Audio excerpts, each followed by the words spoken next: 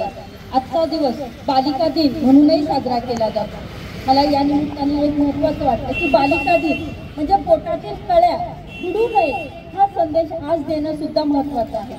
बऱ्याच जणांकडून उल्लेख झाला, आता ताईंकडूनही उल्लेख झाला की पुराणातल्या कथा किंवा पुराणातल्या गोष्टी आणि आजच्या काळाला आपण त्याचा किती संदर्भ घ्यायचा।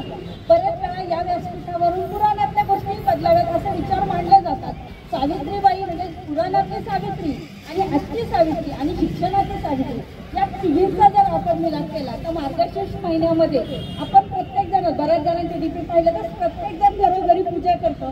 ती कथा वाचताना एकच संदर्भ जर आपण नीट लक्षात घेतला की राजाची दरिद्री जाते, राणी गरीब होते, पण तिला वाचवायला जर कोण येत असेल तर तिची लेक येते, 7 पुत्र, सगळं राज्य परत आल्यानंतर ते येतात राज्यामध्ये, पण वाचवायला लेक येते।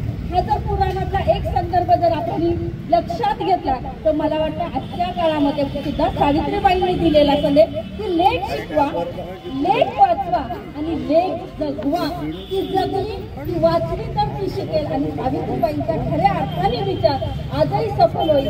वंशाला दुवा पाहिजे हो, पण त्या वंशाला एक पंथीही पाहिजे, जी पंथी आज आम्ही आमच्या आईवडिलांनी त्या पंथ्या जपल्या म्हणून आम्ही तुमच्या समोर उभे आहोत।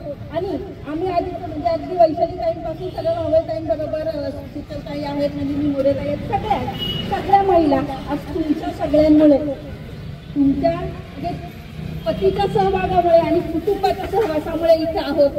तुम्ही आमच्यासाठी सगळे करता, ज्योतिबा आहात आणि तो सगळा समुदाय तुम्ही पाठीशी आहात म्हणून या महिला उभ्या आहेत। आपलंही कार्य आपण या लेखी वाचूया। धन्यवाद। जय हिंद, जय महाराष्ट्र।